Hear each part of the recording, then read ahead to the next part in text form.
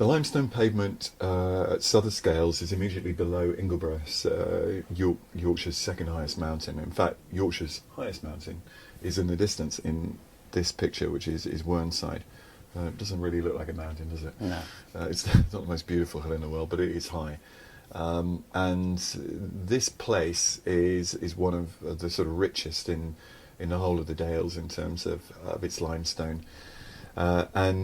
And it has a lot of wonderful trees projecting out through it, including this hawthorn. And in a sense, of all the trees I've seen up there, I think this one in particular really caught my imagination on the few times I've been up there, as having the most eloquent sense of itself, its presence.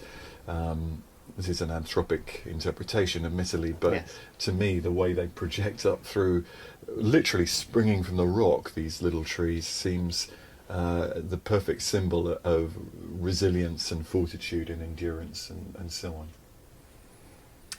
And if we close in on this, we can see that there's lots of lovely detail.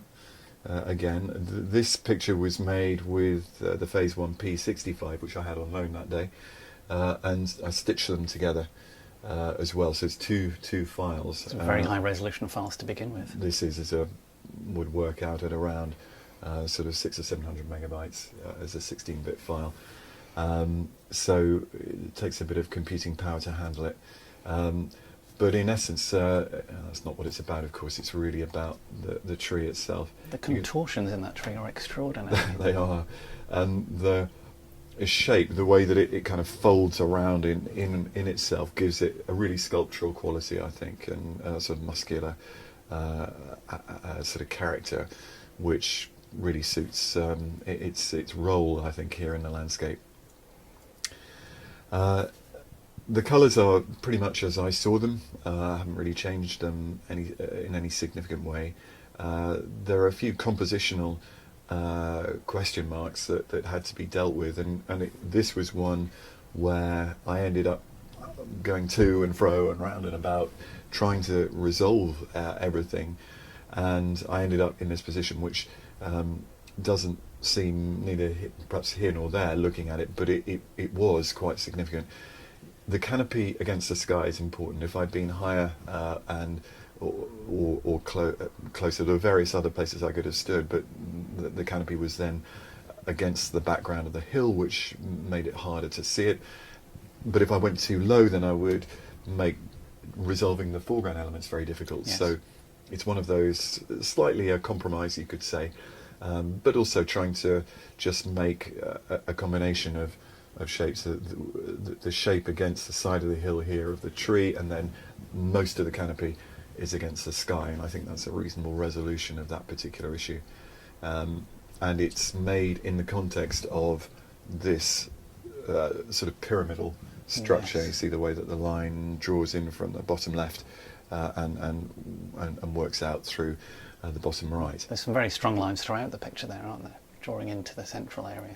Yeah, and limestone really lends itself to that. It's funny stuff, though, isn't it? I mean, some places it can be absolutely flat as a pancake, yes, just divided by a few of those grikes. And other areas like this, it's very, very rocky, but you can still see a certain degree of structure within it, and I'm trying to use that here. It's a very rich background for wildlife and plants as well. It's such a bleak-looking place. It's a curious one, that, because the rock itself is clearly quite resistant to grasses, which is why that it takes a long time for grasses and other vegetation to get established on it, and yet it really encourages quite a lot of unusual wild flowers and plants that we don't see elsewhere. In the north of England or indeed Britain. There is a number of unique wildflowers. Great many orchids and such like. Exactly. So I'm not a botanist, but I'm sure that any botanist would find it a rewarding place to be. Just in terms of composition, the tree is not quite centred.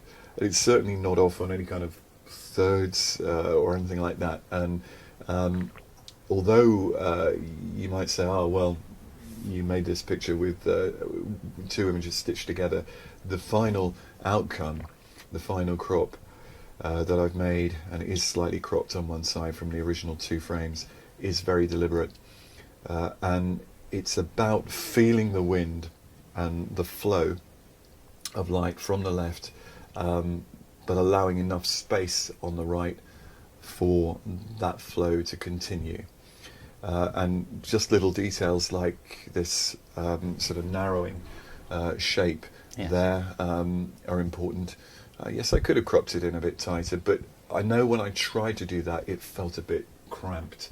And compositional decisions are not made with a slide rule, a ruler, or a calculator. They are made, I think, ultimately with feeling, and that is both out in the field and in post-processing, in editing. And the decision I made was the one that you see here, and I'm happy with that configuration of elements that we have. And there's a great sense of wind in that tree in the background as well, a smaller tree. Just here, yes, yeah. It's certainly rattling along through there. I mean, it wasn't the windiest day, but the Dales is a very, very windy place. It does catch the westerlies especially. And the trees are definitely shaped by the prevailing wind on the top of the hills around there. For sure, for sure.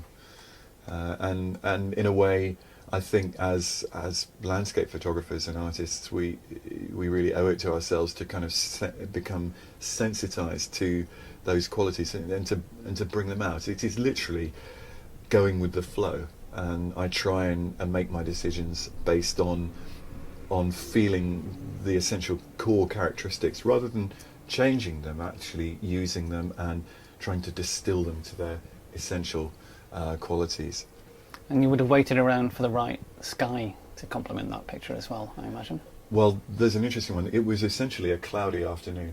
Very, very little direct sunlight, but there were one or two kind of gleaming moments when the sun just starts to just about punches something through a very much thinner part of the cloud, and this was one of those moments, and it's surprising what a difference it makes. It just helps to lift the mood, the colour, and especially the textures. And again, if we go in on that the centre of the image, you can see a little bit of cast shadow, barely a cast shadow, but just enough to give it a bit of extra life and warmth. It's still soft though. Yeah, and it is soft. I think that's no bad thing, because the cast shadows across the rock particularly would perhaps have caused excessive complication